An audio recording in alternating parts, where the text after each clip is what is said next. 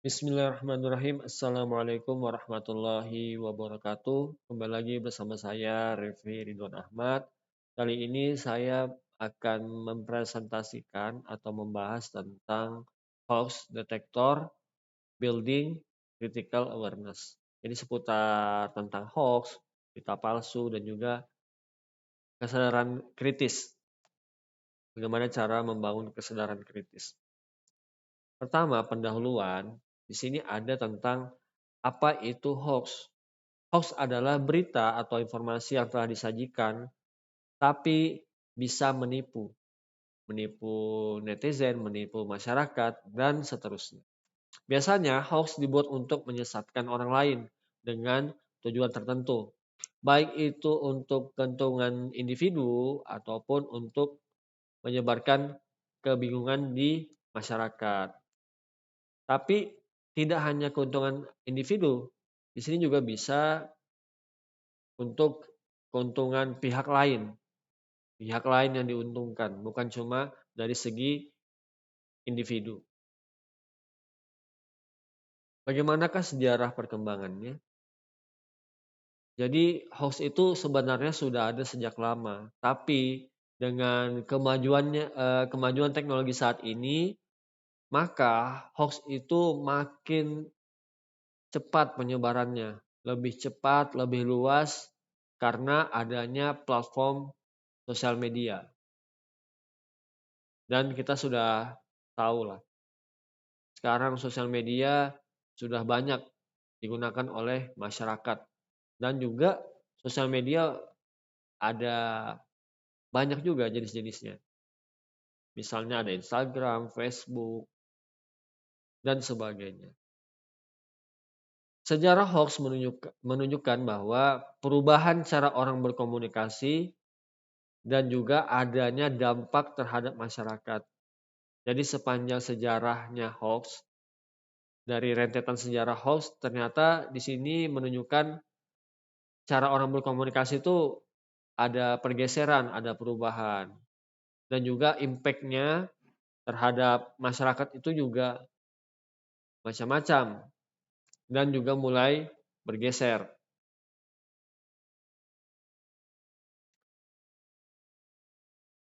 Bagaimana tren penyebaran hoax di Indonesia? Di sini dirangkum dari tahun 2020 sampai dengan tahun 2025. Pada tahun 2020 kita sudah tahu ya, teman-teman yang sudah pernah merasakan dari tahun 2020 itu adalah masa-masa pandemi COVID-19 yang memicu penyebaran informasi kesehatan palsu.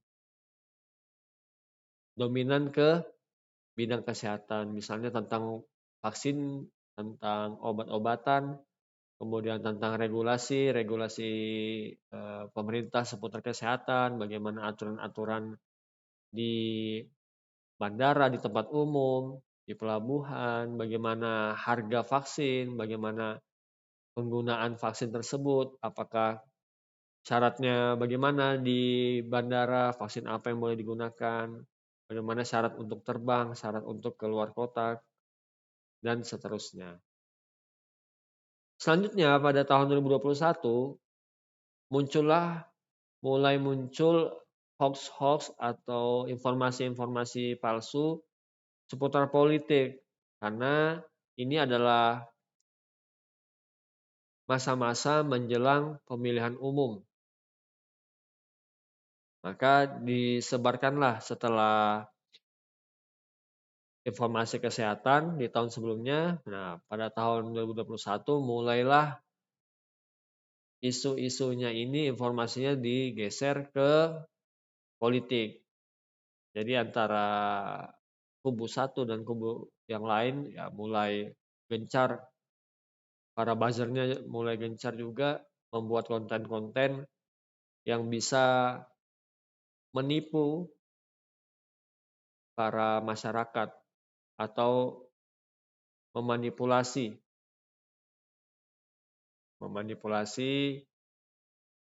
bisa fakta atau kenyataan yang ada. Seakan-akan itu benar. Karena sekarang gampang sekali di sosial media itu viral. Dan juga sekarang karena ada teknologi AI, sekarang gampang membuat konten dan juga gampang untuk memalsukan informasi. Pada tahun 2022 berubah lagi, bergeser lagi topik hoax-nya. Di sini hoax terkait konflik dan bencana alam mulai meningkat. Nah, jadi ada pergeseran lagi dari 2020 itu tentang pandemi COVID, bergeser ke 2021 tentang politik. Pada tahun 2022, hoax yang mulai banyak disebar adalah tentang konflik dan juga bencana alam. Selanjutnya pada tahun 2023, trennya berubah lagi. Tren hoax di media sosial itu bergeser ke platform yang baru. Pada tahun 2023, platformnya mulai bergeser. Ada Clubhouse ya, teman-teman mungkin ada yang sudah tahu ya, Clubhouse itu yang dia berkomunikasi itu melalui suara, tapi bisa bersama-sama di dalam satu grup itu ya, di dalam satu grup itu kita bisa ngobrol bareng-bareng, tapi hanya melalui suara. Sempat booming, tapi tidak bertahan lama. Setelah itu hilang lagi Clubhouse. Itu salah satunya. Kemudian tahun 2024 di sini pemerintah dan swasta mengupayakan peningkatan dalam mengatasi hoax yang ada tersebar pada masyarakat. Jadi para pemerintah dan juga pihak swasta gencar meliterasi, membuat pelatihan, kemudian membuat kampanye seputar hoax. Nah, karena hoax ini bahaya sekali kalau masyarakat gampang termakan oleh hoax. Karena masyarakat kita itu terlalu gampang latah, terlalu gampang percaya, tidak mau meriset, tidak mau menelisik lebih dalam. Nah, karena satu informasi, satu berita, satu video itu langsung menyimpulkan, gampang menyimpulkan ya. Tidak mau cross check lebih dalam lagi, melihat dari POV atau perspektif yang lain, dari berbagai perspektif yang lain. Nah, disinilah tahun 2024 itu pemerintah gencar lagi meningkatkan upaya literasi tentang hoax ini, tentang informasi. Pada tahun 2025, kesadaran masyarakat terhadap hoax itu mulai meningkat, terutama di kalangan milenial ke bawah. Milenial, Gen Z, Gen Alpha belum ya. Ya mulai dari milenial ke Gen Z. Kalau Gen Alpha belum terlalu.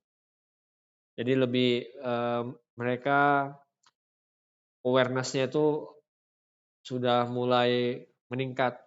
Jadi tidak langsung menyebarkan berita, dapat berita langsung disebarkan, dapat info di WhatsApp grup langsung disebarkan, tapi dicek dulu, di cross check dulu sebelum di-share ke teman atau keluarga.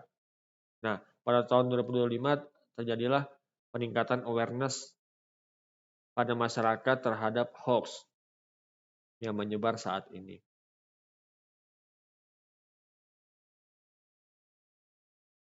Hoax ini diatur pada UU nomor 19 tahun 2016 tentang perubahan atas Undang-Undang nomor 11 tahun 2008 tentang informasi dan UU ITE. Jadi ada dua pasal, yaitu pasal 28 ayat 1. Setiap orang dengan sengaja dan tanpa hak menyebarkan berita bohong dan menyesatkan yang mengakibatkan kerugian konsumen dalam transaksi elektronik dapat dipidana. Pasal yang kedua, pasal 45A ayat 1. Setiap orang yang memenuhi unsur sebagaimana dimaksud dalam pasal 28 ayat 1 dipidana dengan pidana penjara paling lama 6 tahun dan atau denda paling banyak 1 miliar rupiah. Kemudian terdapat juga pada KUHP pasal 14 dan 15 dan juga pasal 390 yang berbunyi pasal 14 dan 15 mengatur tentang berita bohong yang dapat menimbulkan keresahan atau kerugian bagi masyarakat. Pada pasal 390 mengatur tentang penyebaran berita bohong yang menyebabkan harga barang atau surat berharga naik atau turun. Jadi hoax ini memang impact-nya besar sekali. Jadi kita harus lebih teliti lagi dalam menerima berita. Nah, ini penjabaran tentang bagaimana hoax itu di Indonesia itu diatur hukumnya, ada hukumnya, ada undang-undangnya. Bagaimana impact-nya terhadap masyarakat? Jadi penyebaran hoax ini penyebabnya sangat negatif yang seperti saya bilang sebelumnya. Yang pertama itu bisa menciptakan ketegangan sosial, menurunkan kepercayaan publik, dan menyebarkan informasi yang salah. Hal ini dapat mempengaruhi keputusan masyarakat, misalnya pada saat pemilu atau saat krisis kesehatan. Kalau yang lebih relate itu ya seperti ini tadi yang pemilu ya. Jadi kalau di framing kita termakan oleh framing media, ya kita nanti bisa memilih yang salah padahal belum tentu framingnya itu benar atau sesuai fakta ya. Framing pada objek tertentu yang mengatakan mungkin calon ini banyak masalahnya, banyak kasusnya, padahal tidak ada. Nah, harus dicek, harus di cross check dulu. Apakah betul nih beritanya? Apakah betul? Kalau memang betul, ya berarti kita jangan memilih ya, memilih orang tersebut. Yang sampai kita termakan hoax ya, gampang termakan hoax karena dampaknya sangat serius. Nah, di antaranya tadi bisa menciptakan ketegangan sosial, jadi bisa berkelahi antara kelompok satu dengan kelompok yang lain karena berita hoax ini. Kemudian juga publik, masyarakat itu tidak percaya dengan pemerintah misalnya, tidak percaya dengan lembaga tertentu karena hoax, karena berita palsu.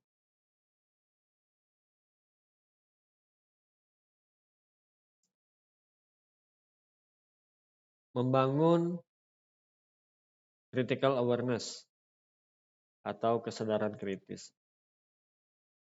Apa pentingnya literasi digital? Literasi digital ini penting karena merupakan skill atau kemampuan untuk mengakses, menganalisis, mengevaluasi, dan juga menciptakan konten digital. Skill literasi digital ini penting karena dengan skill ini, dengan literasi digital ini, kita dapat membedakan informasi yang akurat dan bisa membedakan yang mana fakta, yang mana hoax, agar kita tidak tersesat, tidak salah pilih akhirnya. Nah, di sini ada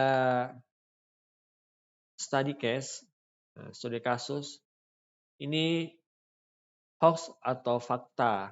Nah, ini saya dapat dari WA Group. Ini saya dapat dari WA Group, saya screenshot. Dan apakah berita ini hoax atau fakta? Ini saya screenshot dari grup WA. Saya dapatnya di grup WA. Nah, teman-teman bisa lihat di sini. Ini captionnya ya. Tentang John Cena. John Cena disebutkan di sini mu'alaf. Nah, jadi karena mu'alaf, John Cena ini mendukung Palestina dan rumahnya itu tidak terbakar pada saat kebakaran di LA. Nah, jadi latar waktunya ya berita ini di-share saat kejadian kebakaran di LA ya. Nah, katanya John Cena itu di ring tinju SmackDown ya. Kalau teman-teman yang tahu SmackDown. Jadi katanya John Cena itu selalu memegang dan membawa Quran, dan mencari anak kecil yang yatim piatu. Kemudian alhamdulillah berkat sedekah terselamatkan. Itu beritanya ya. Nah, ini gambarnya. Menurut teman-teman bagaimana? Ini hoax atau fakta? Saya pernah menanyakan ini ya. Ini saya langsung tanyakan, langsung riset kecil-kecilan. Jadi saya membawakan materi ini di salah satu madrasah aliyah. Jadi situ ada mahasiswa dan juga ada siswa dan juga ada gurunya, guru pendamping. Jadi di sana saya tanyakan lah, saya lemparlah ke mereka pertanyaannya bagaimana hoax atau fakta. Uniknya di situ ada dua pendapat yang berbeda. Kalau guru mereka, guru pendamping mereka menjawab itu adalah fakta. Sedangkan siswanya menjawab itu adalah hoax. Nah, yang mana yang benar? Yang benar jawabannya adalah hoax. Ini jawaban dari ini saya ngambil jawaban dari siswa karena saya tanya alasannya apa. Kata siswa tersebut, akun TikToknya itu masa AA Drawing, itu membuat konten berita tentang John Cena. Dan setahu saya katanya, saya juga nonton Smackdown ya, katanya ini siswa. John Cena itu nggak pernah saya lihat bawa Al-Quran di ini di ring tinju gitu. Nah, dengan saya itu jawabannya ya. Kalau gurunya itu ya saya kurang ingat juga ya jawabannya. Intinya percayalah dengan ini, dengan berita ini. Nah, tapi jawabannya benar adalah hoax. Ini hoax. Ya tadi bisa dikutip dari jawabannya siswa tadi. Dari kita bisa lihat dari siapa yang mengupload ya, akun yang mengupload. Kemudian dari gambarnya juga kelihatan ya abal-abal lah cover thumbnailnya kelihatan sekali abal-abal. Dari penulisan ininya juga kurang meyakinkan ya. Dari thumbnail kurang meyakinkan, dari konten yang kurang meyakinkan, maksudnya dari akun yang mengupload. Dari gambarnya juga nih thumbnail ini kan seperti bukan John Cena. Dan juga dari captionnya ini, caption videonya juga tidak meyakinkan penulisannya kenapa kok judulnya panjang betul ya. Kalau ini kan huruf besar semua nih di awal kata. Mungkin maksudnya ini judulnya kali ya. Nah, tidak meyakinkan masa judulnya sepanjang ini. Nah. Dan yang terakhir ya dicek. Kami cek sebelum menentukan ini fakta atau hoax itu ya kami sama-sama cek. Jadi siswa itu saya suruh juga kami dan siswa juga sama-sama cek di Google aja googling beritanya bagaimana. Ya dari beberapa berita jadi ada beberapa siswa yang dapat ya saya tanya gimana dari ada yang dari FIFA dari mana ya lagi ya FIFA.co dari Kompas atau Tempo gitu ya yang memberitakan tentang ini tentang John Cena dan intinya beritanya tersebut mengatakan bahwa berita tentang John Cena ini hoax. Nah, itu semuanya menjawab hoax dari portal portal berita yang kita googling itu. Nah, jadi dari situlah maka jawabannya adalah hoax bukan fakta. Jadi di sini yang benar adalah siswa. Nah, dari sini juga kita bisa lihat bahwa generasi generasi Z ya, Z atau Alpha ini ya memang sudah meningkat awareness-nya, critical awareness-nya. dalam menanggapi informasi yang didapat. Oke, lanjut ya. Bagaimana cara mengidentifikasi hoax? Sebenarnya sebelumnya tadi sudah dijelaskan juga ya cara mengidentifikasi bagaimana. Jadi kita periksa sumber informasinya, kemudian mengevaluasi keaslian gambar, tadi ke thumbnail. Jadi ini sebenarnya adalah jawaban yang tadi. Nah, jawaban yang slide sebelumnya. Nah, bagaimana cara mengidentifikasinya? Ya ini tadi sudah saya sebutkan juga sebelumnya. Di sini dituliskan memeriksa sumber informasi, mengevaluasi keaslian gambar itu asli atau enggak atau editan atau dibuat dengan AI, kemudian dicari referensi dari berbagai sumber yang terpercaya tadi misalnya portal berita Viva, Tempo, Kompas dan seterusnya.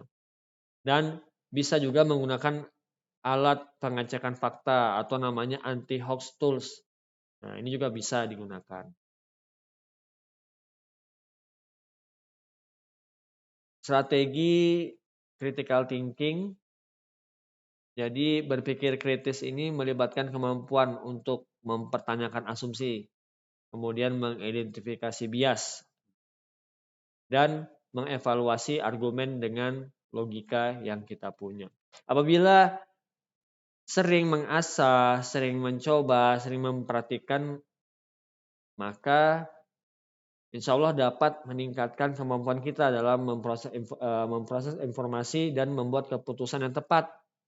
Kita bisa memfilter nih informasinya betul atau tidak. Nah, dan di endingnya kita bisa memilih keputusan yang tepat. Jangan sampai kita salah memilih nantinya. Nah, inilah strategi bagaimana kita agar bisa meningkatkan critical thinking kita.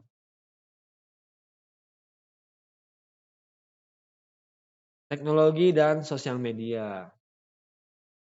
Jadi bagaimana role-nya sosial media? Jadi sosial media itu sudah menjadi corong utama penyebaran hoax. Karena dengan sosial media ini kemampuannya itu bisa untuk menjangkau jutaan, miliaran bahkan miliaran orang sekaligus secara cepat dan instan. Konten hoax seringkali lebih cepat tersebar dibandingkan informasi yang akurat, informasi yang bermanfaat, dan seringnya konten hoax ini tersebar, seringnya disebarkan konten hoax ini menyebabkan disinformasi yang makin meluas. Nah, jadi itu ya. Pada kenyataannya memang orang itu lebih sering mendapatkan berita-berita hoax dibandingkan berita-berita yang akurat, yang fakta dan juga bermanfaat. Nah, ini ada video ya. Cara menipu Gen Z di tahun 2024. Pertama kalian perlu siapin foto. Terserah foto apa aja, mau nggak nyambung sama topiknya juga nggak apa-apa.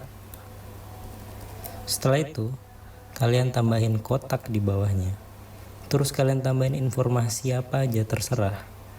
Terus kalian tambahin deh nama medianya. Udah. Selamat, kalian telah berhasil menipu Gen Z. Oke, mungkin teman-teman sudah pernah ketemu konten ini ya. Jadi ya menarik nih kontennya. Jadi ini satir ya. Satir bagaimana mudahnya menipu Gen Z di zaman sekarang. Nah, tapi ya sekarang mulai inilah ya. Gen Z mulai sadar, mulai meningkat kesadarannya. Nah, itu. Jadi ini seperti ini ya, salah satu akun di Instagram ya, setahu saya, yang dia model kontennya begini. Kurang lebih kayak gini modelnya, gambarnya. Dia memberikan info-info lah. Dan kurang lebih seperti itu tadi. Ada backgroundnya, ada kotak putihnya, ada tulisannya, beritanya apa, judulnya gitu ya, baru di bawah sini ininya. Di pojok ini nama akun medianya. Oke, lanjut. Algoritma dan filter bubble. Algoritma platform media sosial menciptakan sebuah bubble yang dimana penggunanya ini hanya melihat konten ya sesuai dengan yang biasa kita buka, yang biasa kita klik, yang biasa kita lihat sebagai pandangan kita atau argumen kita. Jadi kita terperangkap di dalam bubble itu aja. Jadi kalau misalnya kita sukanya konten masak, kita buka konten masak, kita nonton video masak, nanti ya kita terperangkap di dalam bubble yang isinya seputar konten masak. Nah, dan juga konten-konten yang lain, kalau misalnya konten film, nah kita terperangkap di seputar konten yang berbau film. Misalnya kita juga, misalnya nih ya, misalnya kita orang-orang yang punya pandangan tertentu nih terhadap eh, suatu hukum. Atau misalnya kita punya aliran tertentu gitu ya. Nah, kita buka tentang aliran tersebut pada sosial media. Nanti yang muncul konten-konten rekomendasi, konten-konten yang muncul di beranda kita tentang aliran tersebut. Dan saya lihat juga ya hampir semua sosial media seperti itu algoritmanya. Jadi memberikan rekomendasi apa yang biasa kita nonton, apa yang biasa kita lihat konten-kontennya. Nah, ini juga memperburuk hoax. Nah, karena user atau pengguna itu tidak mendapatkan informasi yang beragam. Karena dapat informasi yang seputar itu aja. Jadi kalau misalnya kita pandangannya seperti bisa kita menilai seseorang itu pandangan kita adalah jelek, ya kan, negatif misalnya. Nah, nanti konten-kontennya itu ya seputar hal-hal negatif tentang orang tersebut. Nah, kurang lebih seperti itu. Dan itu berlaku untuk semua ya, tidak hanya untuk orang. Pandangan terhadap pemerintah misalnya atau pihak tertentu lah ya. Ini adalah anti hoax tool yang sebelumnya sudah saya spill. Ada beberapa, sebenarnya banyak ya. Ini saya ambil beberapa aja. Jadi anti hoax tool itu alat-alat deteksi hoax yang sudah dikembangkan dalam beberapa tahun terakhir. Jadi anti hoax tool ini membantu untuk memverifikasi kebenaran informasi sebelum kita mempercayainya, sebelum kita membagikannya kepada orang lain. Nah, jadi ada 3 kelompok. Jadi ada bagian web atau situs pengecekan fakta, aplikasi, dan juga plugin browser. Jadi kalau di website itu, website pengecekan fakta ada namanya Turnback Host, ya, ini cekfakta.com, Snopes. Nah, untuk memeriksa kebenaran informasi. Nah, ini juga situsnya sering memperbarui datanya dengan informasi yang up to date. Kemudian kalau aplikasi untuk smartphone itu ada Hoaxbuster, Fact Check, bisa untuk memverifikasi kebenaran informasi langsung dari smartphone kita. Kemudian plugin browser ini, plugin itu sesuatu yang dipasang di browser kita, misalnya Mozilla, Google Chrome, Microsoft Edge. Nah, itu dipasang di situ, di browser. Nah, misalnya fake news detector atau BS detector. Nah, ini otomatis dia bisa memberikan peringatan kalau misalnya kita mengakses atau masuk di situs yang sering menyebar hoax. Nah, itu gunanya. Jadi ada 3 di sini ya. 3 tools dari segi website, kemudian dari segi aplikasi, dan dari segi plugin browser. Apa selanjutnya? Nah, jadi apa peran individu? Di sini peran individu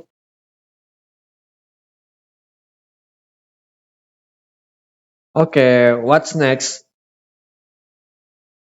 Yaitu peran individu.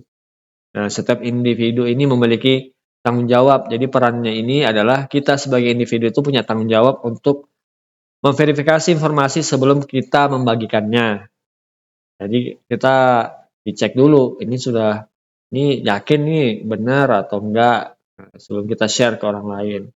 Yakinkan diri kita dulu, ini benar atau enggak informasinya. Dengan cara kita mengasah terus skill kita, skill kritis kita, dan juga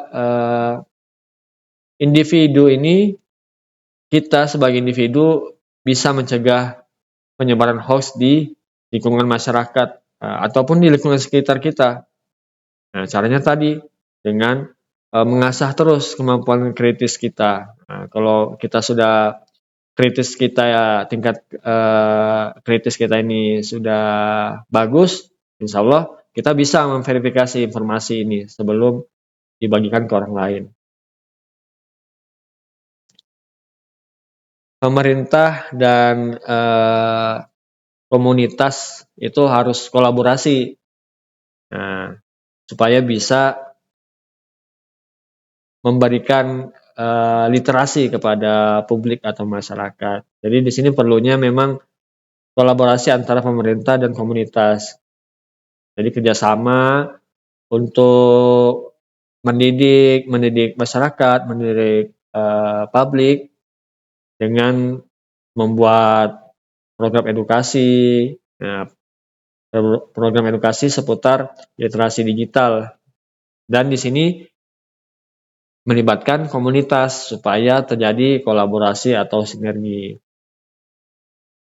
Sehingga dapat meningkatkan kesadaran secara keseluruhan, baik itu dari komunitas, dari publik, dan juga dari pemerintah itu mendapatkan kesadaran tentang hoax ini, tentang bahayanya hoax. Jadi memang perlunya membuat workshop, pelatihan itu sebanyak-banyaknya, supaya dampaknya juga semakin banyak, semakin luas. Kampanye hoax bisa caranya harus dirancang khusus untuk meningkatkan kesadaran tentang bahayanya hoax ini. Jadi kampanye hoax ini harus dirancang betul-betul supaya impact-nya betul-betul tepat sasaran. Jadi supaya berdampak dan tepat sasaran. Nah, jadi kalau sering melakukan kampanye tentang hoax di media sosial, baik itu pemerintah, baik itu komunitas, baik itu kita sebagai masyarakat, sebagai individu, itu jika melakukan kampanye hoax, itu dapat membangun sikap skeptis, sikap tidak mudah percaya terhadap informasi yang tidak diverifikasi. Nah, sosial media inilah alat yang efektif untuk menyebarkan kampanye hoax ini. Nah, maksudnya kampanye tentang bahaya hoax gitu ya. Baik, itu yang dapat saya sampaikan. Semoga bermanfaat. Wassalamualaikum warahmatullahi wabarakatuh.